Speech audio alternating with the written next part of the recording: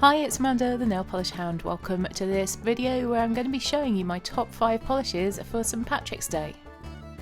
So this is another collab video. Please do have a look in the description bar below for all the other people taking part.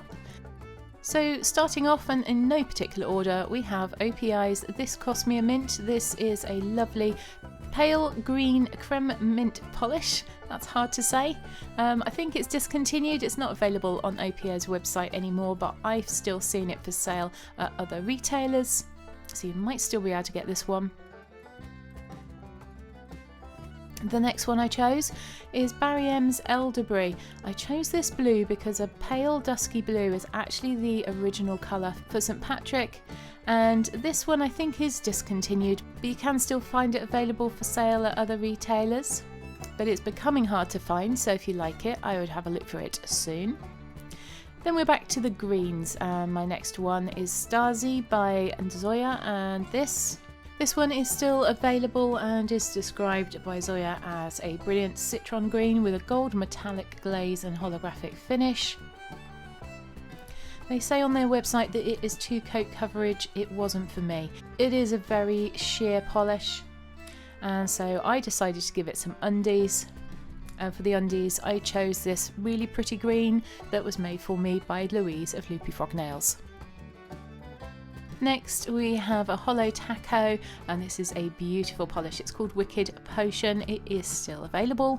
It is a magnetic, and it's described as being a dark hunter green base with a bold green magnetic stripe and holographic micro flakes.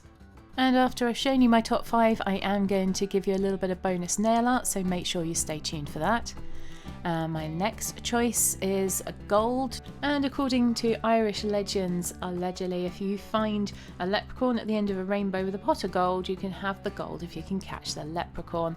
That's why you'll find lots of gold and gold coins and gold buckets around the time of St Patrick's Day. So this beautiful polish by Hollow Taco is discontinued, so to save me using up too much of this precious little polish, I have given this one undies as well, and for that I used Morgan Taylor's Give Me Gold. So now it's time for the nail art, and I started off by putting OPI This Cost Me a Mint over my little finger. So this is the first coat going on. On the ring finger I used Balm Elderbury. Nice thin first coats just to make sure that the manicure doesn't become too thick and gloopy. I will go back in for a second coat on both of these. And next is that green that was gifted to me and made by Louise of Loopyfrog Nails. And that's going to be the undies for Stzzy by Zoya.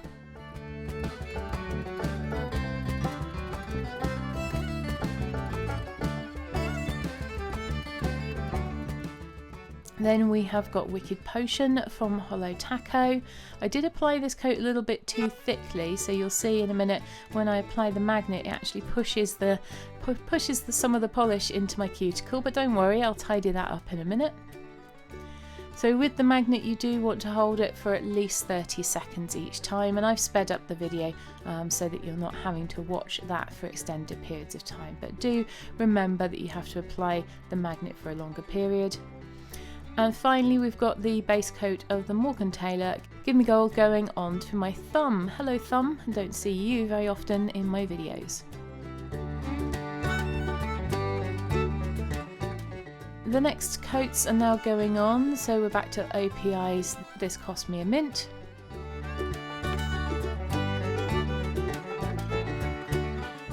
And Balm Elderbury.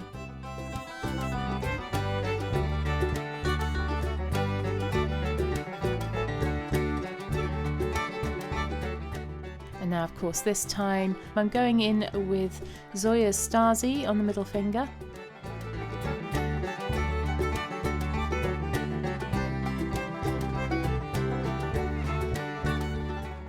Then a second coat of Hollow Taco's Wicked Potion, and of course applying that magnet again over each coat as we go along.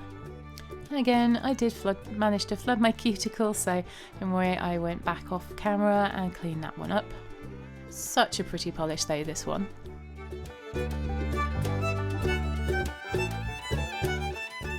And then finally I forgot to film the first coat of gold play button, but here's the second coat going on my thumb. Now my camera doesn't like focusing on this polish at all, so I apologise for any blurry images that might be coming up. Then I went back in with a glossy top coat by Holo Taco. As this manicure was filmed in the order that I did it, I've applied it over the little finger and ring finger to begin with, leaving the middle finger clear. I did apply it over the middle finger after I put a third coat of Stzzy on, but just showing you here that again, after applying the top coat over a magnetic polish, you do need to apply the magnet just that one last time. This makes sure that you get a nice crisp line to your magnetic finish, and it's more likely to last a little bit longer.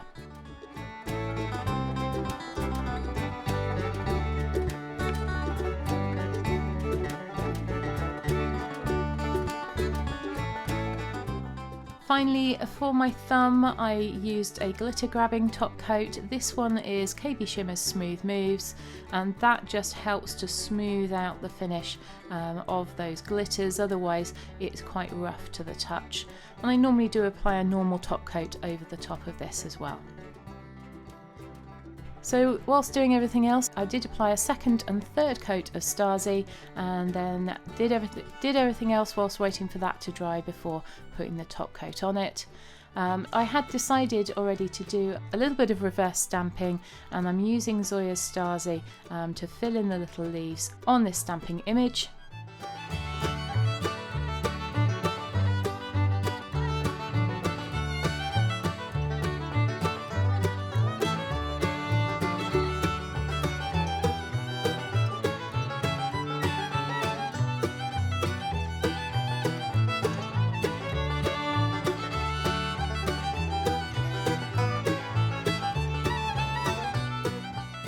I used Orly's Bonder base coat on the nail just beforehand, letting it dry until it is just tacky.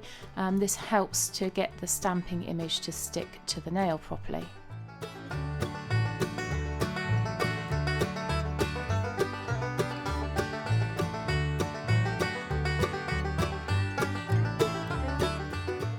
So again, did a little bit of cleanup off camera and finishing off that nail with a layer of smudge-free top coat. Otherwise, if you apply a normal top coat over the top of your stamping, it will pull and drag, especially the black polish. So here's what my little St. Patrick's Day inspired Skittle Mani looked like in the end. I hope you enjoyed this video. If you did, please like and subscribe, and I hope I'll see you in my next one. Bye!